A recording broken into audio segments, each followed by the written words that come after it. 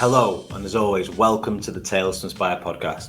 Before we begin with an amazing person that we have as our guest today, I want to remind you that we have our Patreon page where you can donate as little as £2 a month to this inspirational movement and to help keep continuing this movement to grow. We also have workshops in schools and so many bespoke sessions that we're delivering throughout the northwest of England, and actually we're starting to branch out across the whole of the country. So get in touch. Today's podcast episode is with the amazing Pammy Johal. Pammy is actually the founder of Backbones EIC, which she created to really show that impact can come to those communities who may not have had it before. People who may have been marginalized, who may struggle, and actually adventure and exploring in the outdoors isn't for you. She's flipped on the head and said, actually, it is for you. So I can't wait for you to learn more about Pammy Johal. Pammy Johal, welcome to the Tales to Inspire podcast. So, Pammy, do you want to introduce yourself, who you are, where you're from, and we'll just go from there? Yeah, well, I'm Pammy Joal, and I'm the founder and operations director of Backbone, and we celebrate diversity through adventure, and we're a community interest company. Where I'm from is I'm a Coventry girl, but that's where I grew up. Left there when I was 17, and lived in Yorkshire for a while, and then most of my informative professional time was in America for about 14 years. Came back and lived in the Lake District for about 10 years. And now I live in the Northwest Highlands, the best part of the world. I don't care what anybody else says. I am biased. I'm overlooking Loch Lukut, which is where I stay, with mountains, sun, snow, a loch. What more could one want? So that's me. I'm a passionate outdoor person as well. I love it. I absolutely love it. And I don't care if I'm biased. I don't care what anyone can say. Admitting the bias is the best way. So, Pammy, let's go back to the beginning. Where did it begin? Family background. You said you grew up in Coventry. Tell me a little bit more. Brothers and sisters, how was that for you? Oh, I've got a wonderful family. And I was born in Coventry, like I said. And mum and dad came from India in the 50s, 57. And so I grew up in a very traditional Sikh Indian family. Three sisters, 4 including myself, and a brother. And, growing up, very traditional, very close. But I have to link it with the outdoors. My dad was also a passionate outdoors person, but not as in the conventional way that you would know today. When people talk about conventional outdoor person, they're thinking, oh, they hike every day, they climb mountains, or they go canoeing, or they go biking. My dad was an explorer. He explored India. To come from India to Britain, he pretty much went from the Punjab to Singapore to his big brother. Somehow begged, stealed and borrowed, got there, got some money from his big brother, and then came across the Suez Canal, 3 weeks on a ship, and came to Britain, not knowing the language or anything, and just landed in Britain with nothing and except a phone number. And that phone number, when Dad tried it, didn't exist. So 3 or 4 of these lads that he met on the boat just kind of got a train up to Scotland, to Glasgow, and they worked as a peddler. And Dad's passion for exploring, that's a real extreme thing going, I want to explore the world, but I also want to bring something for my family and come to Britain. Well, as we were growing up, my dad did that all the time. He took us to some bizarre places, just drove off. We had a van, 5 kids, mum and dad. We had a little play tent, and he'd knock on a farmer's door and just go, can we camp here? And we'd camp there, 5 kids in a dinky little tent, mum and dad in the van, big bonfire, he'd throw sausages and baked potatoes. I think it was burnt, but that's kind of how we grew up. We'd even, Dad's love for the outdoors was even to the point of, we're living in Coventry. You've got to get this. We're in a city, and it would be a lovely day. And Dad goes, right, we're all sleeping outside. So we'd take what we call the manja, and anybody that's Punjabi would understand that. It's like you're bedding. We're not talking, fancy beds and stuff. This was just like throw a blanket and your quilt and your pillows, take it outside in the garden and sleep outside in the garden with the neighbours twitching, going, "Oh God, there's that funny Indian family out there. They're doing that again," you know.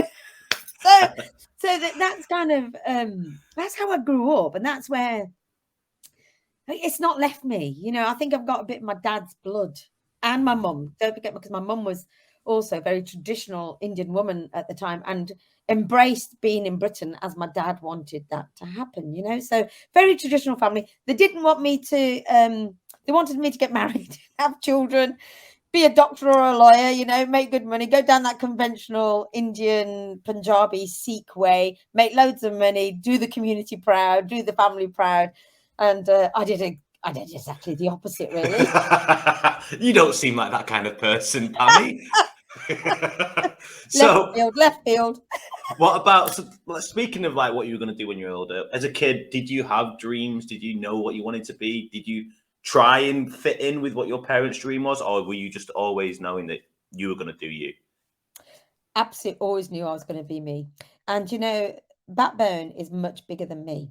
And I have to. This is something that it's really hard to relay, Christian. I'm really glad you asked that question. Do you know, as I was growing up, I knew that I was not meant for our traditional way of being.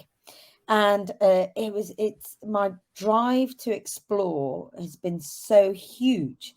And I'm going to give you a couple of examples. You know, Mum and Dad, like I said, wanted me to go down a conventional way. When I was 16, when I got introduced to the mountains the first time through Frank Starkey and Jane Meredith, my two teachers, absolutely amazing. They changed my life. They introduced me to the mountains at 16, and I knew then that this is what I wanted to do for the rest of my life. And to do that for the rest of my life, there's no way I could carry on my traditional way of life. And I didn't know then that it was going to take over me the way it has done, to the point of actually you know, I talk about a stick of rock a lot of the times. Well, if you were to do that, please don't do that. If you would do that, you would see that core being is about being in wild, open spaces, preferably mountains. But really, I'm not talking popular places. You know, I go to places where very few people are. I try to find those special places. So I knew that that's what was going to happen.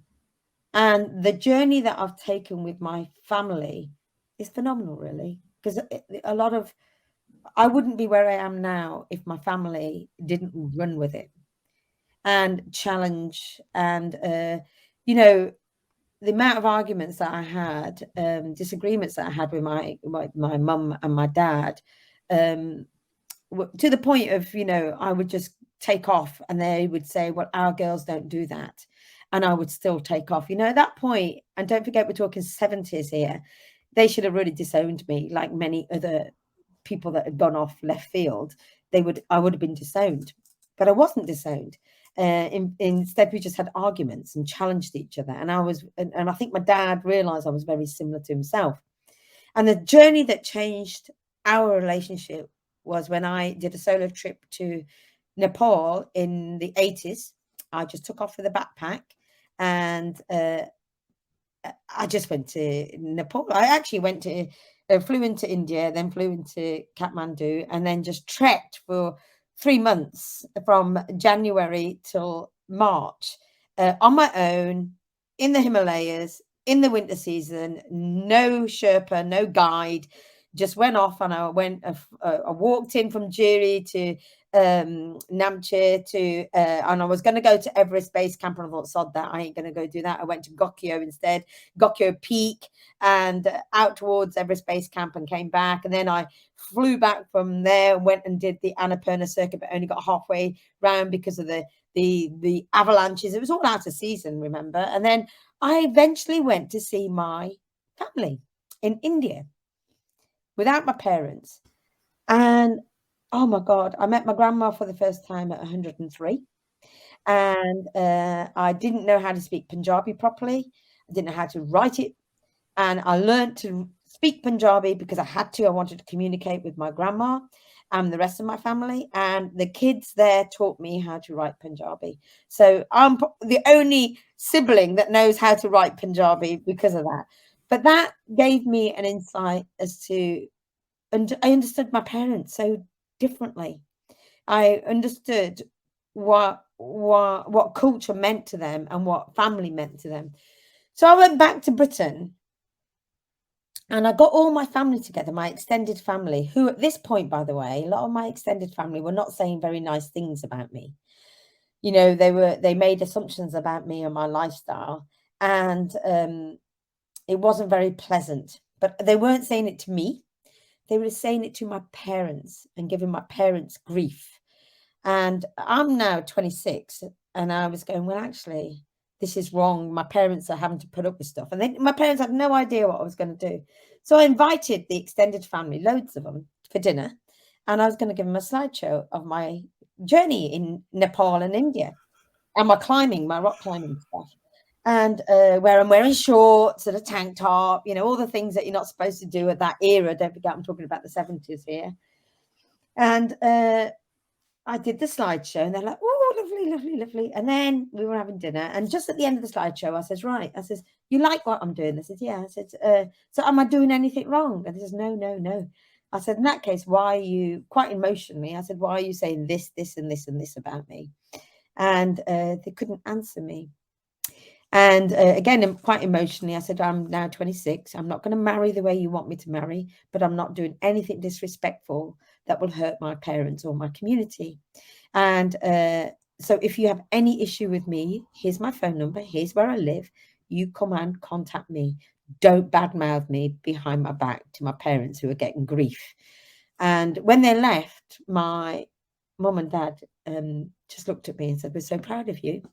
And, you know, up to this point, I would, whenever I came to Coventry, I could last about 2 days, and me and my dad would be at each other like that because we're too similar. And he'd throw me out the house, and I'd walk around the corner, go to my sister's. Do you know? So that was our routine. We knew because we were just. But then he looked at me straight in the eye and he goes, "Pam, I'm never going to do that to you again because I get where you're coming from." So that was seriously a big turning point, and you know, as a result of that, I just lived my life in the great outdoors. Pammy, that takes so much courage. Like, to do it with the friends or people we don't know is easy, but to do it with the people who we know and are part of that family, especially that culture, especially being half Indian and knowing what that's like, it's like, oh my days, that is so. By the way, they must have been so fortunate. They got food and then they got telling off at the end. I love it. That sounds so good. But wow. Okay, so then your dad's accepted you as he gets it. He gets you. What happens next? Well, what happens next is at that point in time, I was already living. I left home at the age of 17, 18. And fortunately for me, I left home in a really good way, in the sense that I got a place at Ilkley College and to do a degree in recreational studies, specializing in community development.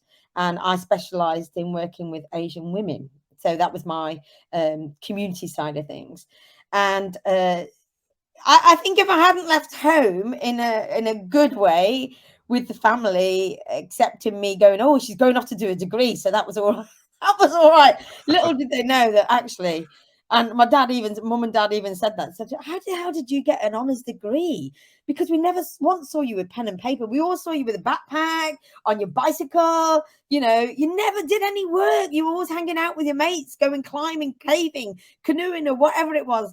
And so I went off and got myself a degree, and then I had 150 quid to go and do that Buna camp thing, and went to America, and I never came back for 8 years.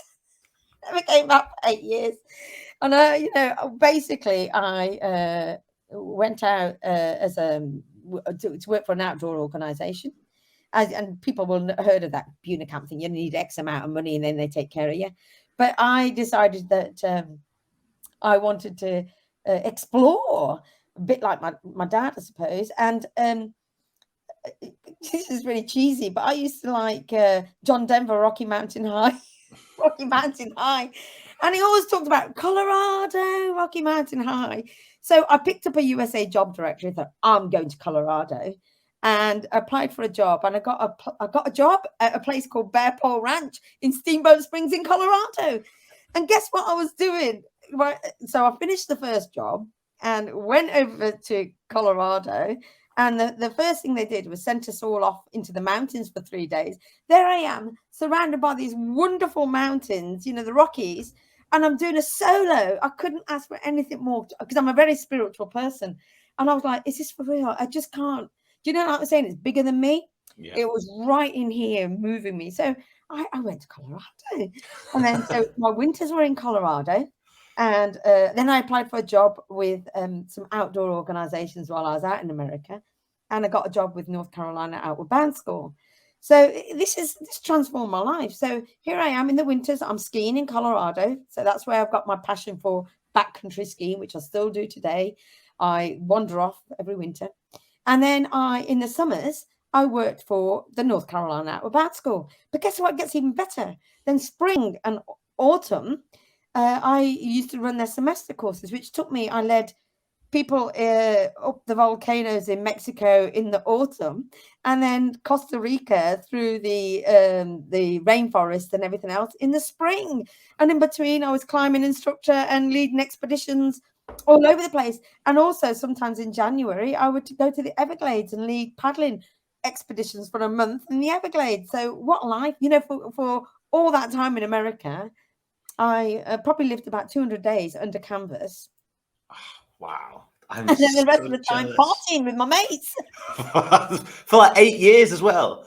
Oh no, this was 11, 12 years. Oh, blinking heck. Amazing. Yeah. I came back in 95. I came back properly in back to Britain in 95, where the foundation of Backbone began. So, and it's still in my blood right now. Right now you're filming us today, but we've been through these storms, and I just said to my partner, I says, I'm just going absolute spare. I need to get away. So yesterday I just booked. I'm going biking in the Borders this weekend because that's our pocket of sunshine for good weather. But it's inside me. This kind of I've got to sleep out. I've got to be out. I've got to do things in the outdoors. I live in the mountains in the middle of nowhere. What is it about? What is it, that thing that you talk about, that I've got to be out? What is that got to? What is it? Oh God, how would I explain it? It's very spiritual. It's absolute core of my being, and my friends get it and my family get it, but trying to explain it, it's a feeling. I am unbearable if I don't get my fix. And I'm talking, I live here in the mountains. I moved here in the mountains because of that. And my family are in Coventry. They are an 8-hour, 9-hour drive away from me. And they're going, we understand. And I didn't know anybody when I moved up here. I didn't know a soul when I moved here. It's bigger than me. And it's, I need it. I needed to survive. Does that explain it, Krish? Yeah, it's something. It's the bigger than you. Yeah. It's not even just a passion. It is you. You are. Yeah. You are it, and it is you. Yeah. So if you take it away from it, then actually it's not right. It's not right. It's really not right. And I feel so out of sort. I'm not in line with myself, and I'm fiery, I'm sparky, and I'm so out of control until I'm back there. I love that. So then, Pammy, I'm a bit scared to ask, where does your journey go from there? So you said that America ends. Like, why does it end? What goes on next? Oh, lovely. Thank you for asking that. Right. Life is too short to wear tight shoes. And what do I mean by that? I had been in America for about 13, 14 years, and I'd outgrown what I was doing. And I didn't know that at the time. The organization I was working for, a lot of things were not right, or I had outgrown the way things were operating and being, and the leadership team had changed and things. And so I applied for a job at Cornell University for associate director of outdoor programs. And I got shortlisted out of 3. And that was there was 2 things that were my deciding point. There was that said, I said, right, if I get the job, I am staying. I'll move from North Carolina and I'll go to New York, and I will do another 5 years, because I will give it what I've got for 5 years if I get the job. The other thing was, life is too short to wear tight shoes kept coming to mind. I'm jujued. And the way I say that, what I mean by that is I had some angel cards. And if folks know what angel cards are, they're just sporadic words in a box. And I threw them out on the table because I was thinking, what am I going to do now? Because I've outgrown where I am right now, or something's not right. And I need to kind of find out what's next. I kept going like this with the angel cards. And I pulled one out and the word transformation came out. I was like, oh, interesting. Did it again. And I was going, well, am I going to stay in America? Am I not going to stay in America? Guess what word came out again? Transformation. Wow. And I was in a relationship at the time. I was like, do I stay in this relationship? Do I not stay in this relationship? Transformation came out again. And I was freaking out this time. And do you know what I did? Within the space of 10 days, I didn't get the job, by the way, at the Cornell University. And the person that got the job deserved the job. I knew the person and I thought, fantastic, brilliant. And that was a really fair process, but I just didn't get the job. And within 10 days, I had packed up 11 years of my life from America, and I hopped on a plane and I came back to Britain. I cried across the Atlantic. I had a journal. I'm big into journal writing, wrote loads and loads and loads. And I was crying my eyes out.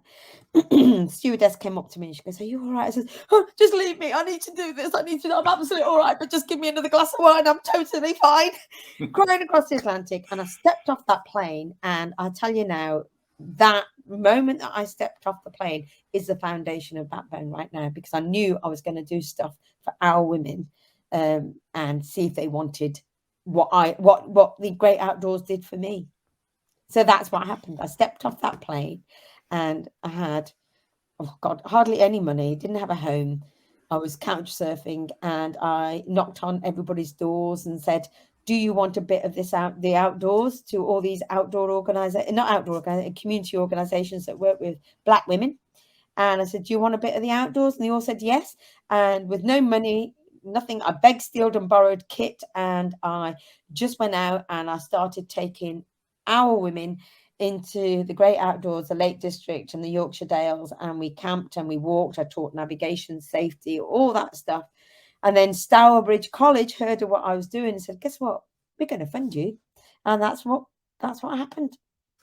So you didn't actually officially make an organization or Backbone. You just went, right, I'm going to get people from ethnic minority communities, I assume, or lower, whatever the communities are. And you basically just went in, right, we're going.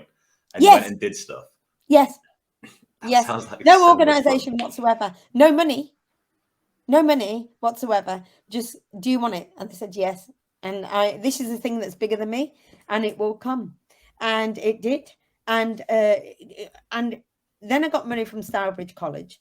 But then I went a step further, and I worked at two jobs at two colleges as an outdoor instructor, lecturer in outdoor education.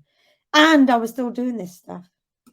And it got to a point where I had to just bite the bullet. And one day I bit the bullet and said, right, I'm going to make this work for me.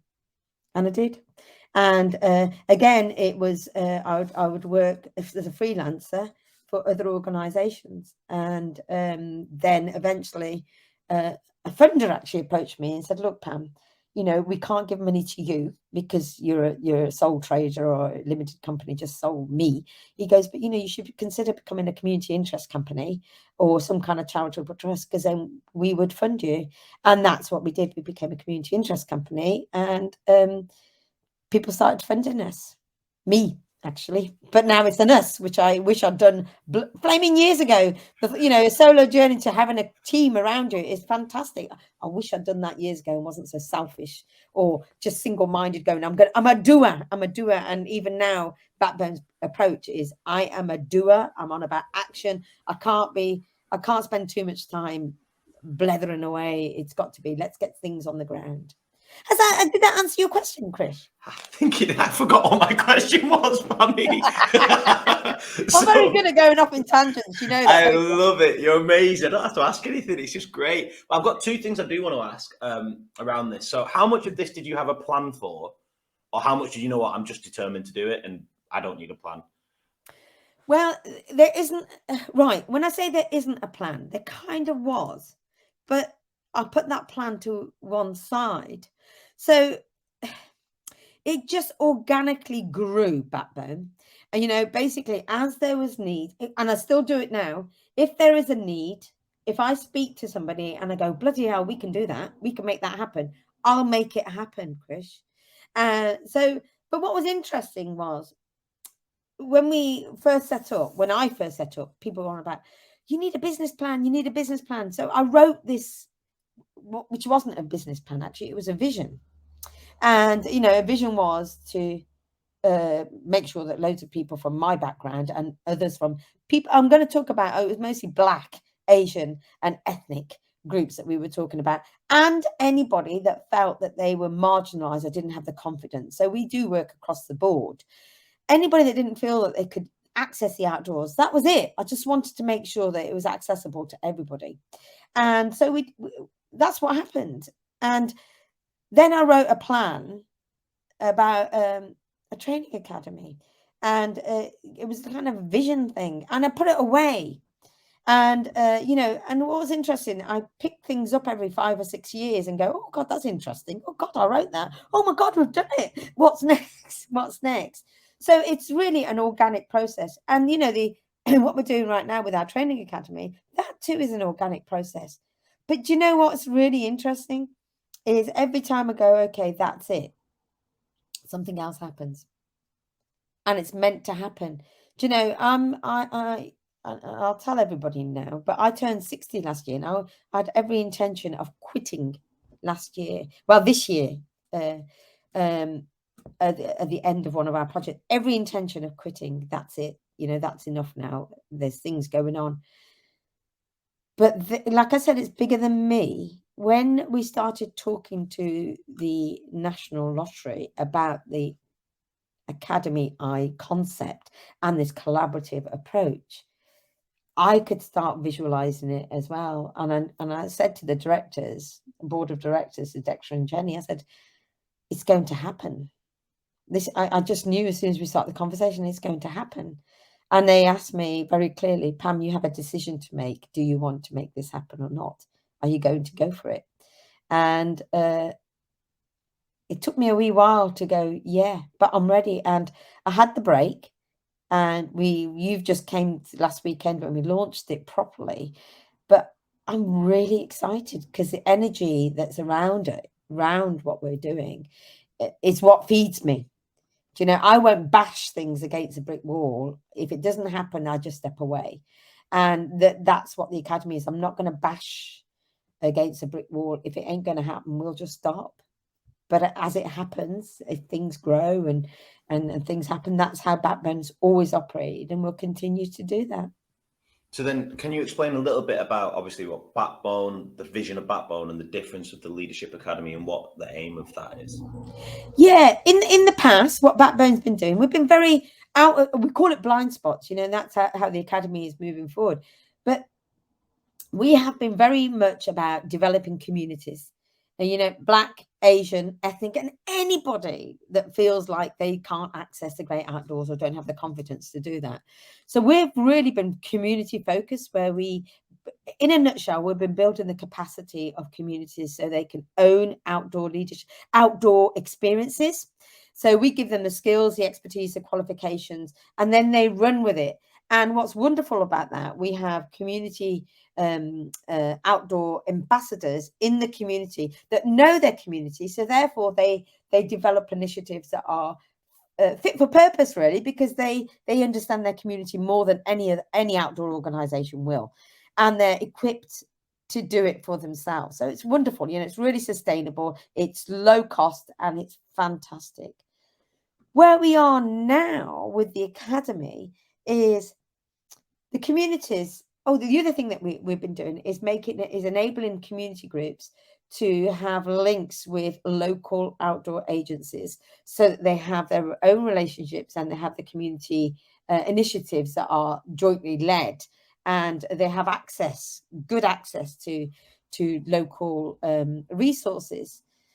So what we want to do is and we've always delivered it. Pammy Johal has always delivered it. What we're doing now is that Backbone is going to facilitate that process. So rather than being the not only the matchmaker but the deliverer to ensure that relationship is sustainable, we are just going to do the matchmaking side of things and then let everything else happen, so that folks have relationships between themselves, and that the relationship with us is almost like a step back as opposed to being right up front. So there is a significant shift that we are going to make, that my energy is going to make. I love it. I want to do something with Tales from Spire's team now and just come out and do something for a weekend. Well, actually, and you know I am going to put you in touch with our research team, because we are having folks come out and visit what we're doing, what folks are doing on the ground, and I think you would be an excellent resource that we should bring in to enable that to happen, Krish. Perfect. Get in there. Happy days. Best interview ever, Pammy. This is so good. No, but I already earmarked you. I'd already done that. So whether you like it or not, this is, you know, whether I like it or not, you're the best. Yeah. This is how Backbone works. You know, I have I love what we're doing right now, and everything that Backbone does starts with this, Krish. You know, we have a conversation and a blether, and we feel genuine intention, and that's really important. Everything Backbone does, you know, we really challenge the organizations that are there to grab funding, to tick the right box and do it for unethical reasons. So, you know, you look at our strapline on our email, on our website, is genuine intention, trust and integrity, and for the direct benefit of communities. And if we don't feel that, we challenge it and we go, well, actually, you're not there yet. You know, we don't want that energy in that consortium. And what's really wonderful about the training academy, we're really clear about that, and we'll challenge that. And I said that at the weekend about, you know, having diversity officers in that will only work Monday to Friday, 9 till 5, when most of the diversity work happens at the weekends and on evenings. So, you know, let's tip that on its head and really challenge, well, if we're really serious about it. And actually, if you're really serious about it, it's going to cost you. So put your money where your mouth is. So there's a lot of things that we are saying that, no, don't take folks for a ride. You want to have a speaker come in, young folks like yourself and others that are talented, that can speak about the subject, bring them in and put the resources in where so they are valued. And that's the one thing that I've struggled with a little bit is, and maybe it's because of society or the way we've been brought up, but we're doing good. People expect it to be free. Absolutely. And it can't be, Krish, because that again is undermining and undervaluing the work that and the talent that the diverse pool brings in, and particularly young, vibrant folks that are in the sector right now, and you are in the sector right now, should be valued financially, so that you can say, actually, this is my career and I'm doing this and I'm going to do it full time. Otherwise, we will carry on doing this kind of cycle of what I call excuses for inactivity, which the sector has been allowed to get away with for 40 years. How did you, and this is something from a personal point of view, is you've kind of gone off in your own tangent on, you said you've often said it that Pammy Johal, not so much Backbone, because you were Pammy, you were Backbone. Did you ever feel lonely in your journey because it was your journey? Do you ever feel like, you know, it was just a little bit lonely? Yeah. Very much so, and very much so. And I've got a wonderful board of directors. There's only 3 of us. It's streamlined, and it's streamlined for a reason. And large boards take a long time to make decisions. And it is Backbone style, Pammy's style, and that is I want a decision to made. If I've got an idea, I want the decision made by the end of the week so I can get on with it, because I want to run with it. And I'm really fortunate with the 2, Dexter Dubule and Jenny Isherwood, who are the other 2 directors. They do give me that rein, but they're also very, very challenging. And do I feel lonely? Prior to those 2 being on board, yeah. And with the training academy too, because the three of us have been really, really busy. I have definitely been feeling alone, and am I on the right track? Is this something that I want? Am I challenging enough? Am I not challenging?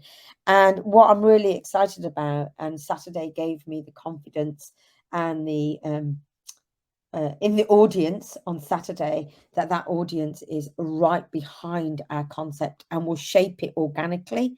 Do you know? So I'm really excited about it.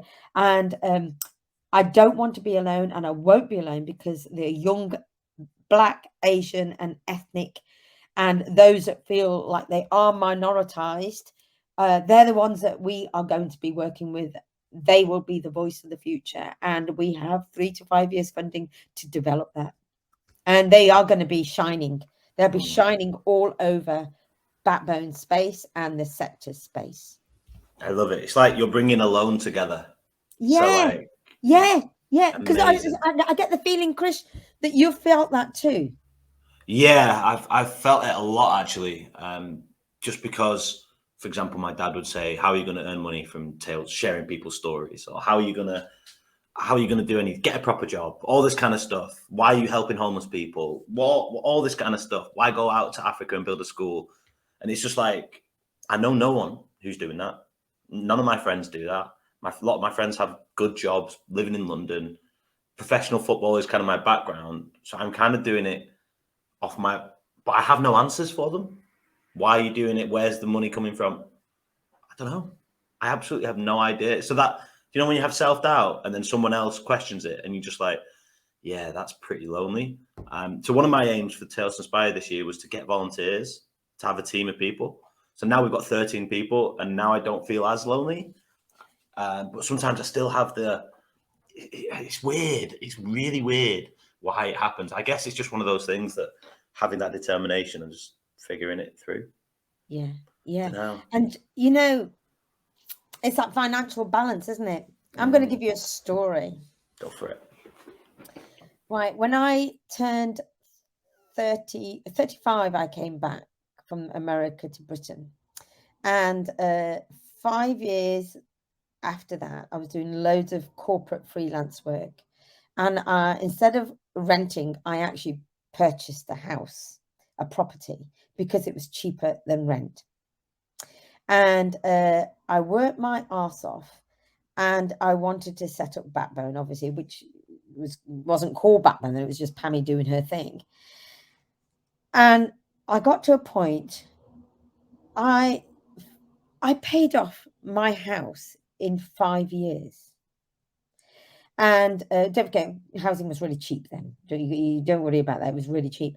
But that my parents were saying, what the hell? And I had 300 quid in my bank, and I gave up both my jobs. And my parents were going, fantastic, I'm paying for your house, but what are you doing next? Exactly the conversation that you're having right now. And I said, well, it's all right, I've got bricks and mortar. But it is that move of going, shit, do I or don't I? And I just did it, and I just bit the bullet, and I haven't looked back, Chris. I love that. And I guess it comes to your reason why as well. Your reason why is so big that it outcomes any of that self-doubt. You may have those wobbles every now and again or whatever, but it's just so massive. It's who you are. It's part of your outdoors experience, I guess. Yeah. And also, I don't have any dependents, so I can do that. I suppose if you have children and stuff, that financial risk and stuff. But you know what? You've just given me an idea. I think I'm going to do a residential, because you're not alone. You have no idea how many people I've been talking to, organizations I have been talking to, that have the same conversation that you're having right now. And I think around September time, I'm thinking I might just do a residential up here in Scotland, bring you all up here, and let's hash that one out. Yeah, because I think maybe it's just me, but it must be a common thing, feeling that loneliness. But wow, this is so good. I feel this is perfect. I know you said today feels like a Monday for you, and this is the perfect way, even though it's a Tuesday, to start a Monday for me. So I love it, Chris. So right, I've got a few quick fire questions, if that's all right. Yep.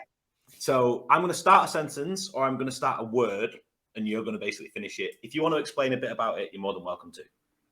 Okay, so diversity is difference of thinking and being. I love it. So you've taken it out of the physical and you've taken it more. Oh, I love that. The outdoors. Or it's from a walk in the park to climbing a Himalayan peak. You know, the outdoors for people, and I say all the time, you know, celebrating diversity through adventure. Adventure for some people is a walk in the park because they haven't been out of their home, either on their own or with others. And for some, it's about climbing a Himalayan peak or doing a cycle trip or a ski trip or whatever. It's a flipping massive, massive spectrum. I love that. So it's not to be compared to others. Love that. Leadership. Oh, you don't know it's happening. That is so good. That is so good. I love that. Oh, amazing. Right. My next two questions are a little bit different. So my next question, I don't often ask this one, but how much of your journey has been luck and how much of your journey has been you? Luck doesn't come into it, I don't think. It's when you say, because I feel a bit self-gratifying if I say it's me. I think I have I just go with it. Do you know, I take risks, if I'm honest, Chris. You know, what I do is if I see something and I really want it to happen, I'll make it happen. Do you know? And so it's not luck. It's I will make it happen. Moving up here in the Highlands in the middle of nowhere, you know, I make that happen. Yeah, I don't let things get in the way. My friends and my family will tell you that. If she's got a bee in a bonnet, she's just going to bloody well do it. I love that. I love it. And my last question on this kind of quick fire thing is, if there was a law, the Pammy Joe Howe Law, a government rule that you got to decide and everyone had to do it, it was implemented, what would that rule be and why? Oh, that's a big one, isn't it?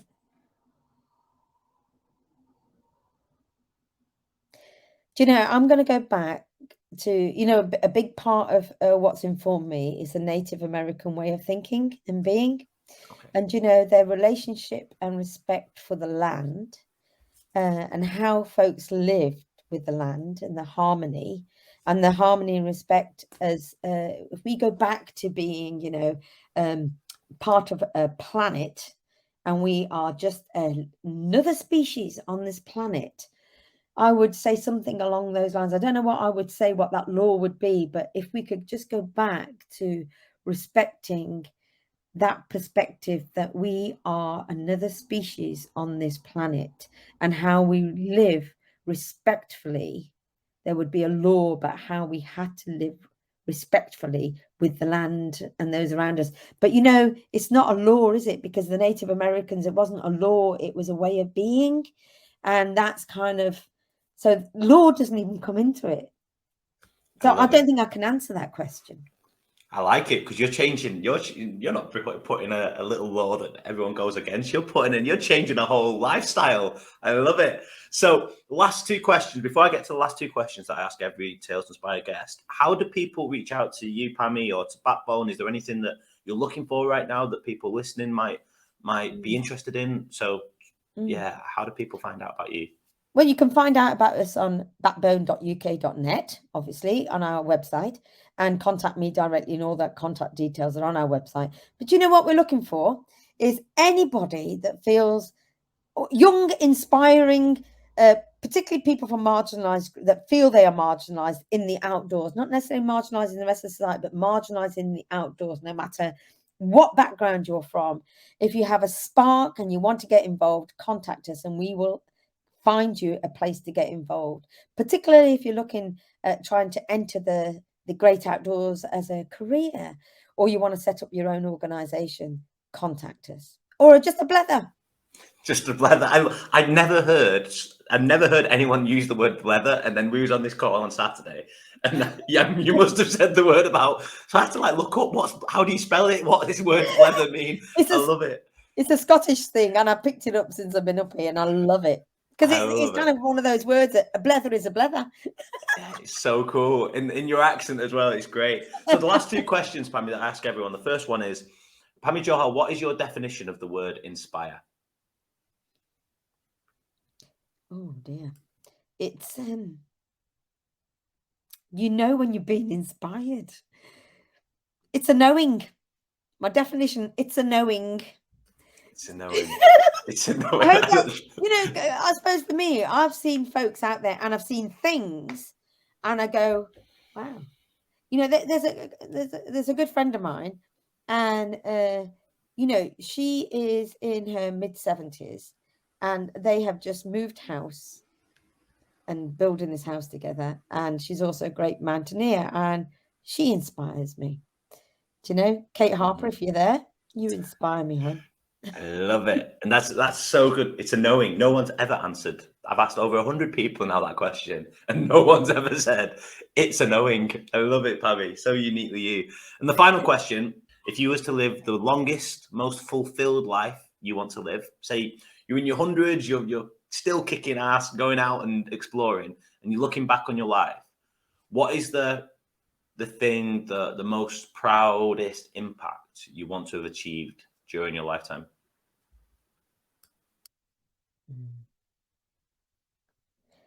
There's two, actually. I have to say two. I'm sorry. Because one is about my family. For my dad's not, it's been 21 years since my dad has passed away. And so one of the proudest things that I've done is that moment of going to India and coming back with my mum and dad and my family. And that was kind of the bridging the gap of understanding. And, if we take that bridging the gap of understanding with my own family, I'm also quite proud of bridging the gap of understanding in the industry that I work with. And that continues to go on. And I think we are bridging that gap. I love it. Oh, Pammy, thank you so much for being on the podcast. It's just been so much fun. I just absolutely love you to bits. You're amazing. Thank you. No, thank you too, Chris. Thanks for reaching out, really. And I'm really looking forward to for you to stay on our training academy journey. How good was that? Pammy just blows your mind with so much, and her energy is infectious. I love talking to Pammy, and I can't wait to get to know her more because she's just so brilliant. She really gives a zest of life for the outdoors. She talks about how her and the outdoors aren't separate. They're actually one and connected. And she needs that for her to be the best version of herself. Pammy also talks about her family and how she had to be so courageous to stand up for what she wants to be, for who she wants to be, and the life that she wants to live. Not living someone else's life, but being uniquely her, being unique to herself. And that you can tell when you speak to her, she's so passionate about it. It doesn't mean things aren't going to get tough.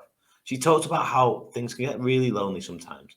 But if you know you're being uniquely you, that's all you can ask for. Anyway, I want to leave you with this amazing, amazing person that we've had today. I want to remind you that you can be the best version of yourself. The only person who's questioning it is you. So let's remember the person in the mirror is the one that we can inspire the most. And never forget that there's nothing that we can't overcome. Have a wonderful week. And as always, take care.